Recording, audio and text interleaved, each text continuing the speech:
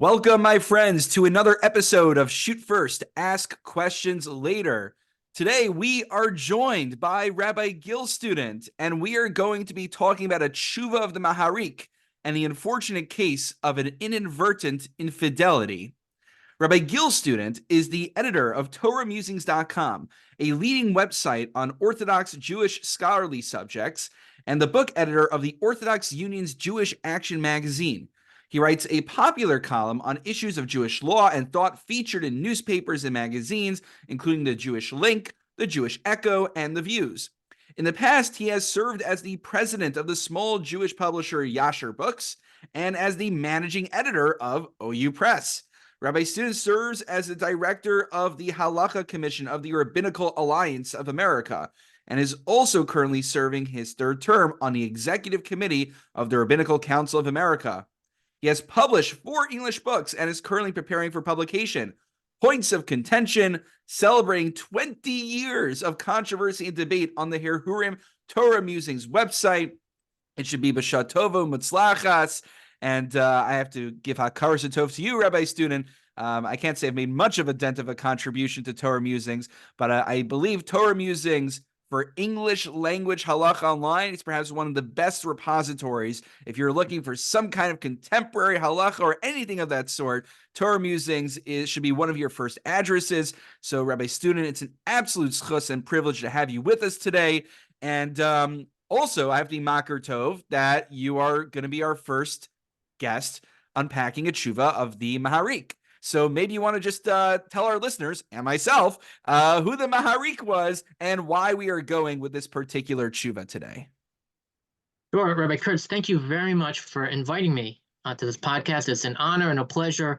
As you mentioned, I've been writing on Torah Musings and blogging and all that I do for 20 years now.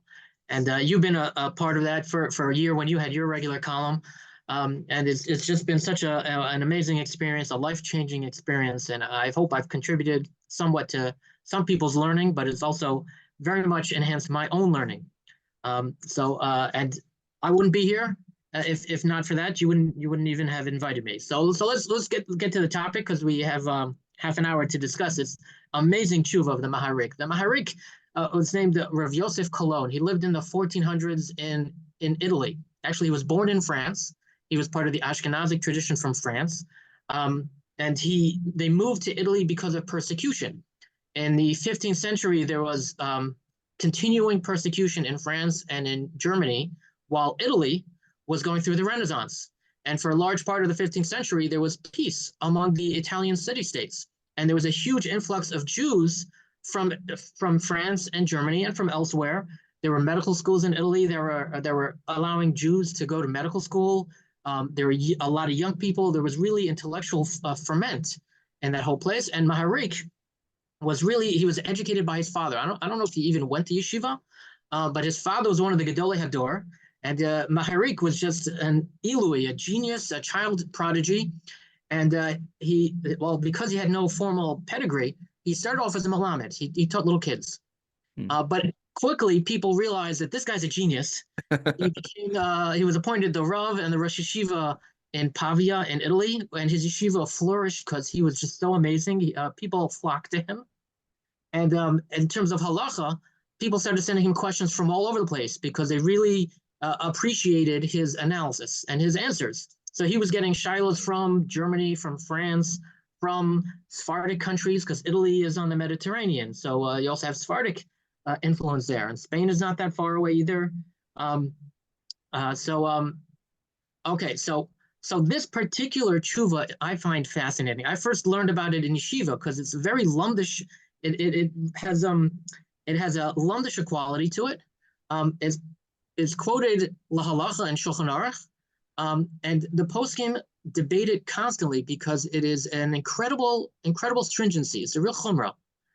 It's compelling, intellectually compelling, but in this, when we're talking about infidelity, and we'll get to it in a minute, we just as rabbis, you want to be as lenient as possible to keep families together.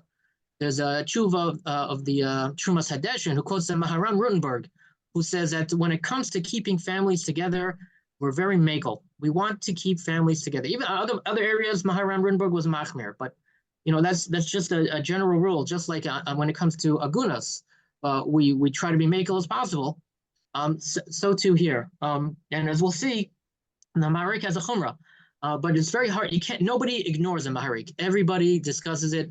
We'll talk a little bit about some of the reception history, how later posts can talk about the Maharik, but some people like it, some people don't. You can't ignore it. Right. I appreciate what you're doing here, which is many of the theme of many of the chuvos I've noticed that people have brought on the podcast is usually, and Rabbi Ploni Almoni has this major chiddush and kula which swoops in and saves the day. And I kind of like what you're doing over here, which is sometimes the tshuva actually doesn't wind up what we call, quote, saving the day. Sometimes it does have a more machmir conclusion. So this is, I think this is a good lesson in that, even though, as you'll point out in the reception history, even though the Maharik is someone who needs to be reckoned with, he's not the final word per se.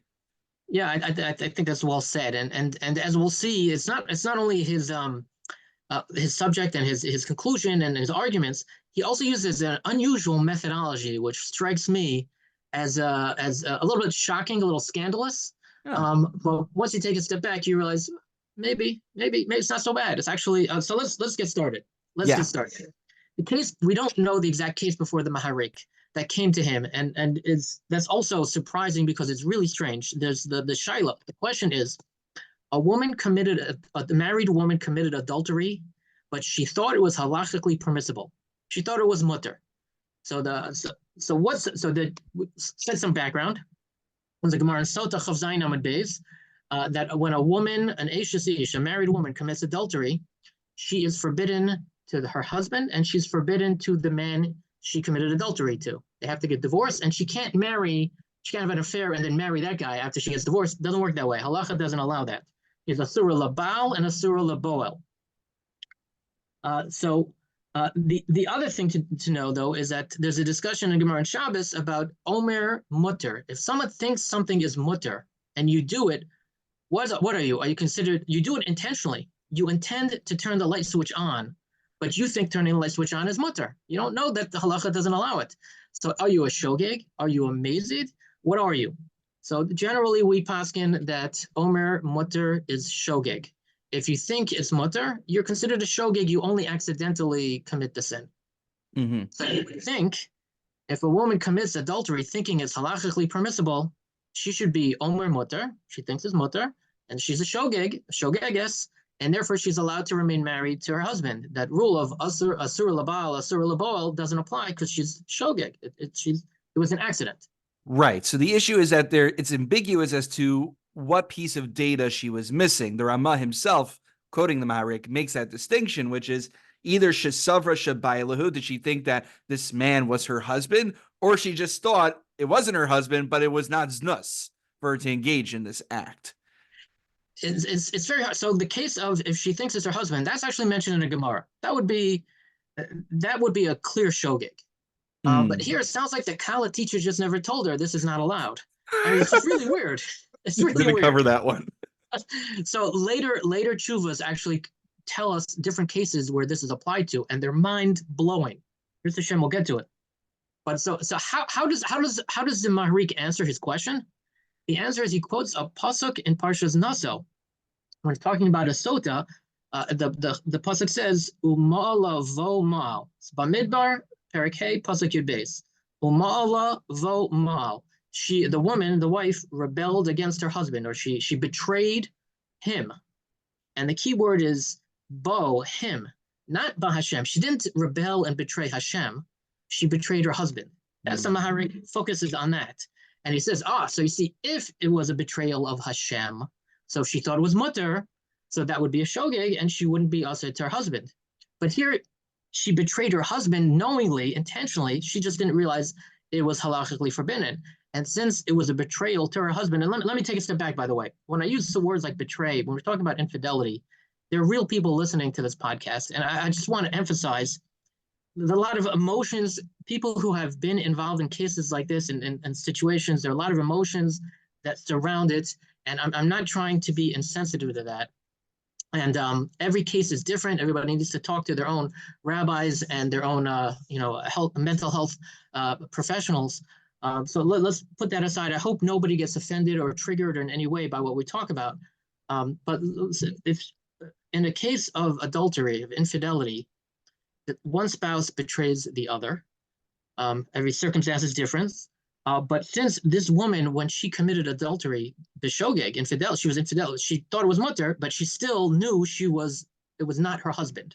And therefore, says the Maharik, that is a case in which she is usher to her husband, and it still applies. And therefore, says the Maharik, they must get divorced. Now, in real cases, by the way, Rabbi Kurtz, real cases, the details matter. If we go to a rabbi in such a case, the rabbi is going to say, well, what's the evidence? Do you believe? There are all sorts of circumstances. And like we said from the Maharik, we try very hard to keep families together when they want to stay together. There's a lot of work to be done. Nobody should be paskening based on this. But in the Maharik's case, he said that they have to get divorced. Right. So this inference from the pasuk, is this rooted in a Gemara or Maimer Chazal, or is this the Maharik himself suggesting this close reading and inference? That's later poskim say. Who does he think he is? There's no midrash, there's no mishnah, there's no Gemara, no mechilta, nothing like that. It's a Maharik reading a pasuk and making his own drasha. Wow. And right, it's a little scandalous. And with real consequences. It's not just like I remember I learned to a Sobolovsky share at YU for 2 years, I think it was. So he'd always say, that's a nice Shabbos morning sermon topic, but it's not a real drasha. So, but here it's what you would have said was parshanut, was a nice Shabbos morning sermon, but here it has real halachic consequences in a very high stakes area of Jewish law. It's astounding. And to make matters even worse, so this is something that the Chida pointed out. The Chida, Rabbi Chaim Yosef David Azulai, in the late 18th century in Israel, genius, photographic memory, knew everything. So he points out in a tshuva, the Maharik himself in a different tshuva. We've been talking about, by the way, Maharik, Shorish Kuf Samach Zayin, Siman 167, in Kuf Lamed Tes. The Maharik himself yells at someone else who quotes a pasuk, Yavama Yavo Aleha. There's a positive mitzvah for a Levirate husband to marry to marry the woman, the Yavama. We're not going to go into all that, what that means. And if she marries someone else, so this guy said Yavama Yavo Aleha Velo Acher. So it's a mitzvah asay, she can't marry someone else. And the Maharik says, who do you think you are, making a drasha from a pasuk that doesn't appear anywhere? No, it's an Esther, it's a lav. You can't just make your own drashas. So says the Chida, what do you mean? The Maharik in Kuf Lamed Tes is yelling at someone for making his own drasha, but in Kuf Samach Zayin, he himself makes his own drasha, Uma'ala Vomal. Right. Sounds like a bit of projection over there. So you have to answer it. You have to answer it. The Maharik was no small man. The Maharik was great, the greatest of his generation. He's quoted by the Ramah, the Shulchan Aruch, all the poskim. You can't just say he was sloppy. Right. So the Chida answers, you have to distinguish between making a drasha, deducing something from a pasuk, trying to draw it out. That we can't do. That's a Chazal thing to do. We don't make our own deductions using the Yud Gimel Midosh Torah Nidreshes band. We don't do that. But you're allowed to read a pasuk and say, that is what Hashem wants from me. And all the Maharik is doing is reading the pasuk.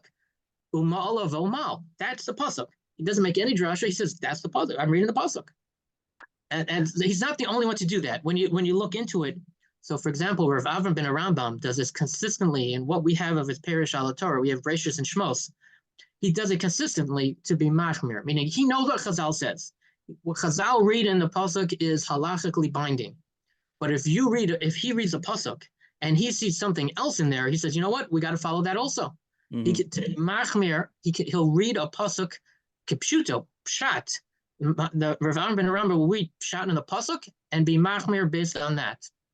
So, for example, it says "Veger lo sonu." You're not allowed to oppress a ger, and Chazal, the Gemara above Messiah, reads that as talking about a ger tzedek, a convert. We're not allowed to oppress a convert. We're not allowed to oppress anybody, any Jew, but a convert even more. And the Rav Avram ben Arambam says, but Pashup Pshat is it's talking about a stranger, not necessarily a ger, any stranger, Jewish, non-Jewish, anyone from anywhere who's not in their normal place. They're vulnerable, and you can't oppress them. yes, the drasha is true, because what Chazal say is halachically binding and is correct on the drash level, but the pshat level is also halachically binding, at least the chumrah. So you're saying when they use this and use v'haftarecha kamocha at the immigration rallies, you're saying that they have what to be somech on. You don't actually have to weigh in on that one. To be machmir. Right. So here's the thing, Not though. to I get don't know if political. the right. So I don't know if the Maharik is as radical as we're making him out to be, because the hemshech, the continuation of the tshuva, he then puts forth other arguments based on readings of the Gemara to support his psak. So it sounds almost like this pasuk is a sniff or a remez, but his entire analysis doesn't hinge solely on his interpretation of the pasuk. I agree with you 100%, and he does. We'll talk in a minute about one of his knockout proofs that he has.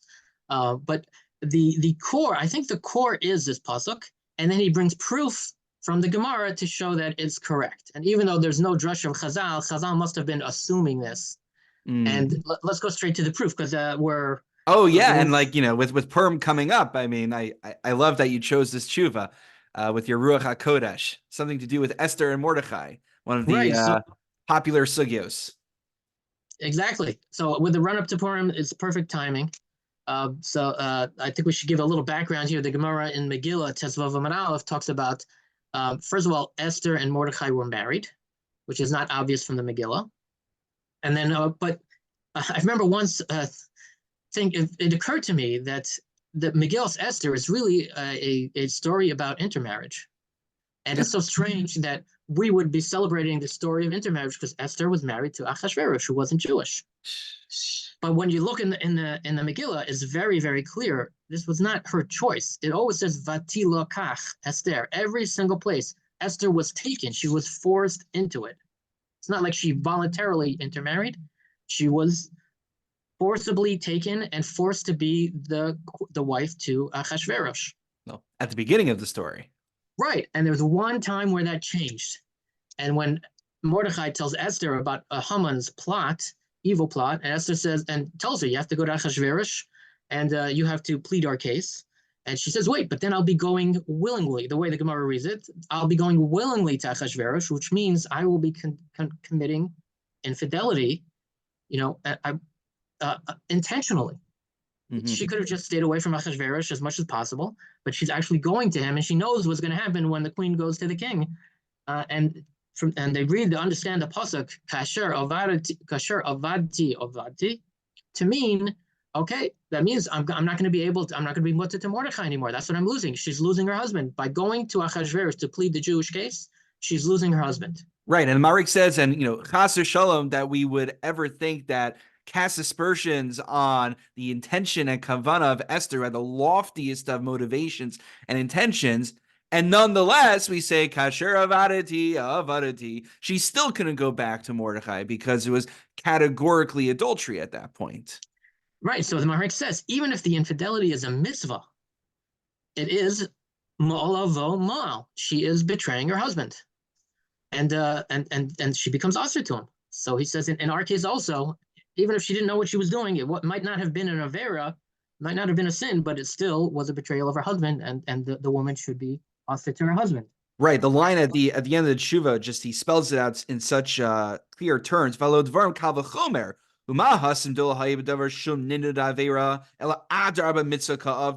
You said she was, not only was she not doing an avera, she was doing a mitzvah for everyone to save the Jewish people. So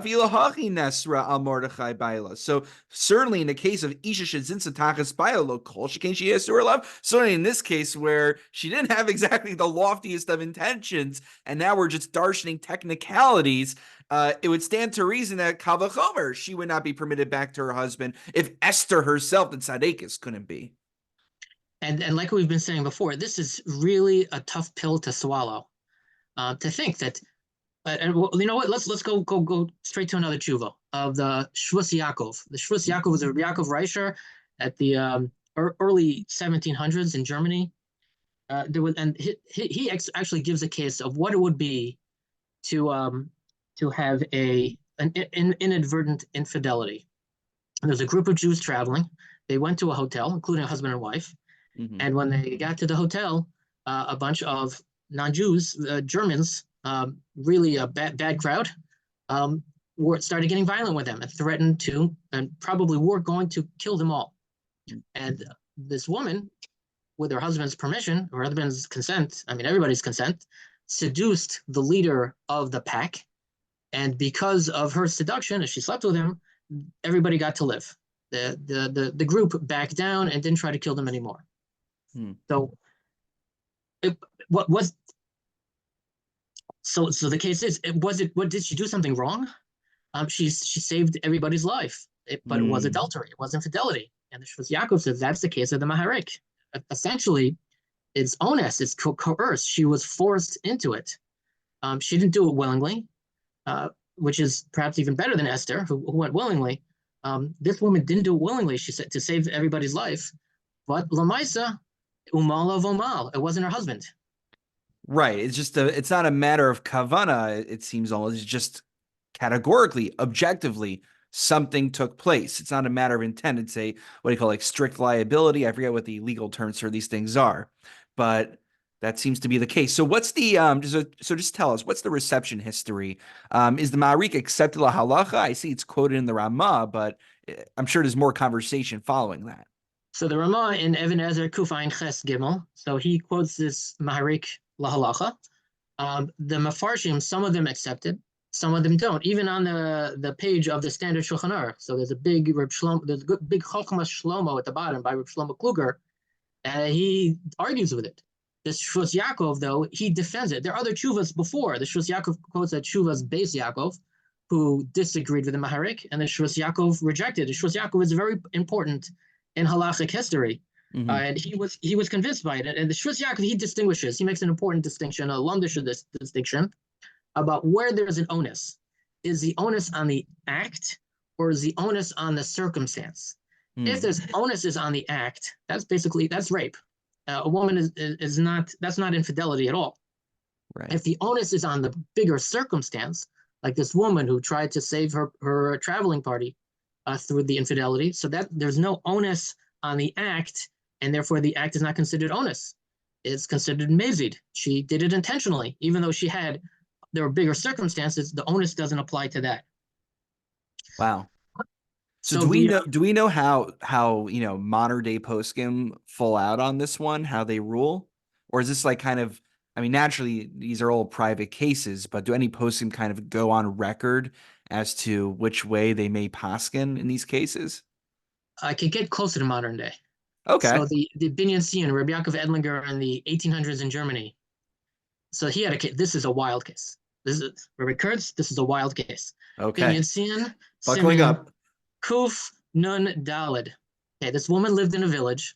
She was a small village. Her husband had to travel away for work, but she was there with her kids, with the house servants, and someone came knocking on the door. Traveling Jew, look all all travel weary, asked for a place to stay. So he stayed with them. And then he started talking with over time, over a few days, he started talking with the woman of the house, explaining that he's Eliyahu Hanavi. Oh, this one.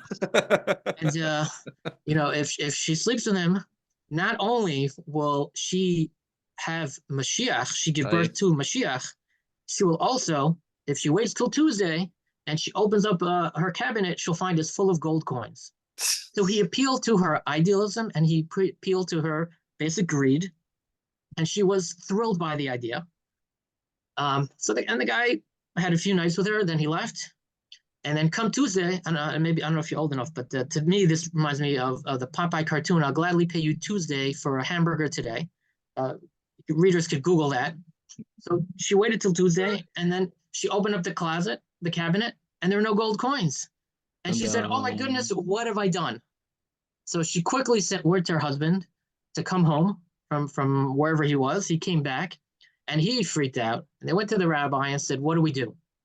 And the rabbi appealed to the highest authority in Germany at the time, and that was Rabbi Yaakov Edlinger, the Binyan Sian, the Aruch LaNer.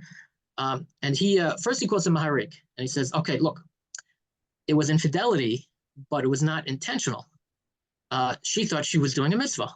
She thought she was giving birth to Mashiach and bringing the Geula, and at the same We, time we, getting we know what rich. happened to the last woman, was it 2,000 years ago or something, who tried doing that, right? It does not turn out well. Not learn her lesson. Okay. So the Rabbi Yaakov Edlinger says, based on the Maharik, they have to get divorced. They can't remain married. She committed infidelity, Wow. and the husband believes her. Yeah, there was no proof, but the husband believed her, and that raises other questions, other problems. However, says the Binyan Sin, maybe we don't paskin like this Maharik. Maybe we can distinguish between a case where a woman commits the infidelity for her own pleasure, for her own hana, but she thinks it's mutter for whatever reason. Her Kala teacher never taught her. So if she's doing it for the sake of her own pleasure, so that he accepts the Maharik's rule that's considered mola vomal. She's betraying her husband. But if she's doing it for a mitzvah, that's not a betrayal. That he said that maybe the Maharik is wrong on that, and that's actually a mitzvah. It's not a betrayal. It's not an amazing. It's a shogeg. Maybe not even an Esther at all. So even though she was, completely gullible, completely misled, nonetheless, her intentions were lofty, and it would not constitute znus. It would not constitute adultery. That's the argument. That's the argument. And like we said before, we want to keep families together. You wouldn't want to punish someone for being naive. Sometimes there are real life consequences for being naive, whether it comes from investing in a fraudulent investment. You're not getting your money back. Right. And there are spiritual consequences to being naive also. But we want to find if there is a place in halacha to be mekel, we want to find that place. And the Binyan Sin, said we need to sharpen our pencils to try to keep this family together. And he believes he can make an argument like that if she believes she's doing a mitzvah, it's not considered infidelity. It's interesting also. I think these cases presuppose that the husband himself, and I guess the wife also, after finding out what happened, wanted to remain together. Is that the background to all these chuvas? Like, would these chuvas even get off the ground if the husband himself said, we're done? There would not be a question. Nobody would even ask the question.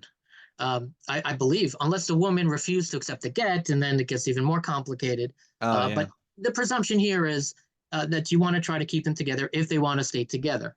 And that comes up with every case of infidelity. The spouse who's betrayed has to figure that out. And sometimes it's not always so simple. You got to go through a little counseling, a little soul searching, and a little discussing, thinking about the bigger picture.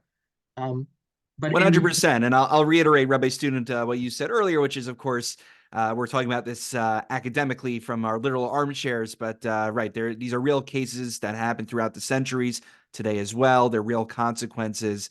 And obviously, we care for everyone as human beings as well. That goes without saying. I'm curious, are there anything else we should be aware of the Maharik's tshuva? I know that you worked it into an essay about a defense that you made about Rabbi Jonathan Sachs. I'm not sure if you want to go down that route. We have about 5 minutes left. So what else should we know here? So I do want to go back to that point, because I think some people will think when you can learn halacha from Pshat, and they'll start coming up with leniencies or wacky ideas. And one prerequisite before you even do that is you have to make sure that you're not contradicting anything in Chazal. And that takes a huge, you need broad shoulders in order to do that. And any fifth grader can read not any fifth grader, but hopefully a yeshiva trained fifth grader, or eighth grader or 12th grader can read Chumash and come up with an interesting pshat. But they have to know what else Chazal said everywhere else in order to connect it together and to say, I'm adding on to it with my simple understanding of the Chumash. Rav Avram and Rambam could do that. I don't think I could do that. I don't think most of the listeners here, if any, can do that either. But it is something interesting to think about. The Netziv, in his commentary, Hamik Davar, he actually does that quite often. It's fascinating how he does that. I don't know if you want to talk about one example. We have a few minutes left. We could go for an example. There's a question of, let's say someone is a bit sick, and the doctor say you can fast one day but not too much. So after Rosh Hashanah comes Tzom Gedalia, and the doctor say if you fast on Tzom Gedalia, you're not going to be strong enough to fast on Yom Kippur. So you can either fast on Tzom Gedalia and not on Yom Kippur, or wait until Yom Kippur, eat on Tzom Gedalia and then fast on Yom Kippur. Which should you do? And that's not a simple question to answer. Some poskim say, well, the mitzvah's here, just do it, and worry about the future when the future comes. And others say, well, you gotta be a little realistic and realize Yom Kippur is more important. So just eat on Tzom Gedalia. So the Netziv learns from a question in a story of Aaron during a plague. How I think it was after the Meraglim, how he took the martos, the plates from the Mizbeach, and brought an incense, the Ketores, out into the middle of the plague. Exactly the details of how he did that, the Netziv learns that he deduces from that, just from the story, yes, he understood the narrative of the Chumash, that if there's a suffix of whether there will be pikuach nefesh or not, you wait till the pikuach nefesh comes, and then you deal with it. But if there's no suffix, if it's vaday, if it will definitely come, then you have to plan accordingly now. So depending on the doctor's advice, if you're definitely not going to be able to fast Yom Kippur, then you don't fast on Tzom Gedalia. But if it's maybe, we'll see, then fast on Tzom Gedalia. So another relatively high stakes area of halacha being supported by an inference from a story, from a narrative portion of the Chumash. It's a pele. It blows my mind. I wouldn't have the guts to do that, and I don't, but everything in Torah has to connect. Even the pshat has to connect to everything, and we can't just, pardon off some of our brain and, say, oh, that's pshat, that's halach. It needs to work together. It's holistic. It's all part of one Torah. Though I do wonder, it's common practice as chatani maskir hayom, people in my line of work as pulpit rabbis. We get up there on Shabbos morning and, maybe we read a pasuk one way. I'm like, here's a nice little idea that I thought on the pasuk, and then I'm going to share it with everyone based on my preconceived message that I want to get across anyway. But like what you're saying, when it comes to halacha, maybe, I don't know, maybe it should be the same when it comes to agada as well. Maybe I can't make a mechudeshtik assertion and reading of a pasuk unless I actually know the vast literature. And those who are looking online on YouTube, you can see all the books that are lining the shelves behind Rabbi Student. Maybe until I've read all those books, who am I to start making up my own pshatim sukkim, even if there's no halakhic ramifications? Yeah, well, to some degree, you're right. And we have to think about what the stakes are. And sometimes in Agada, the stakes are high. When we're talking about Hashkafa, we're talking about theology, the stakes are high. When we're talking about halacha, the stakes are also high. When the stakes aren't so high, you're trying to say a drush, the general ein mashivin al hadrush. If someone says a drush, okay, we don't challenge it. He can say what he wants. Right. You could reinterpret the Bible based on new gender sensitivities, right? It's all free for all. The stakes, like I said, when the stakes are high, you got to be rigorous. When the stakes aren't so high, a rabbi has to give a drush every Shabbos. We cut him a little slack. Right. I think someone once made a comic. It was one of these, memes that they have on Twitter, as you see, on Facebook and other places. It shows someone kind of like with a meat grinder, and he puts a Pirkei Avos in there. Something comes out and says, whatever I was going to say anyway. So, I wonder almost like, are we using Agadic literature to say what we were going to say anyway, but with extra flair and now the authority of Chazal behind it? That's a bit of a concern. I wonder about myself when I give a drasha.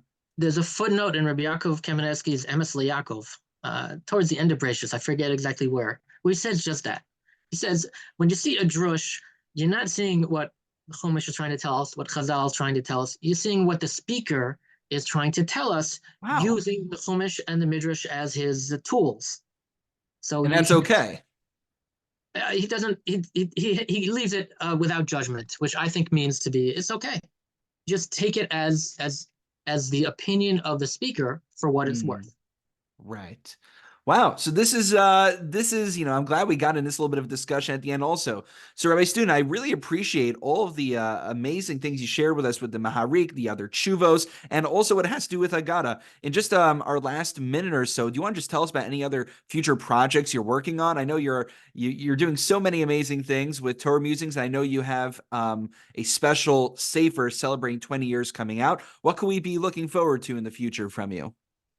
So I want to mention one other thing that I'm working on. In addition, thank you for mentioning the book that should be coming out in a few months, hopefully. I'm working with a programmer, a really, really talented app developer who created something called TorahApp, one word, no spaces, which pulls together Sfarim translations and Shiurim from OU Torah, from YU Torah, from Sefaria, puts it all together. I'm sort of the rabbinic advisor, making sure that everything is kosher or orthodox there. But it's an amazing tool. The guy is so talented that I use it on my, let's say when I go for a drive and I want to listen to 2 minute Divrei Torah or 10 minute Shiurim, it automatically lets me binge listen, go from one to the next to the next. And Wow. it has English translation along with the Gemara and the Rishonim and the Achronim. It's an incredible tool, and it's called TorahApp. I encourage people to check it out.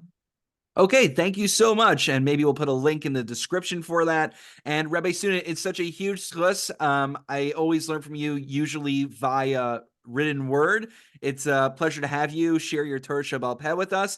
And God willing, looking forward to all the many different ways of learning from you going forward in the future as well.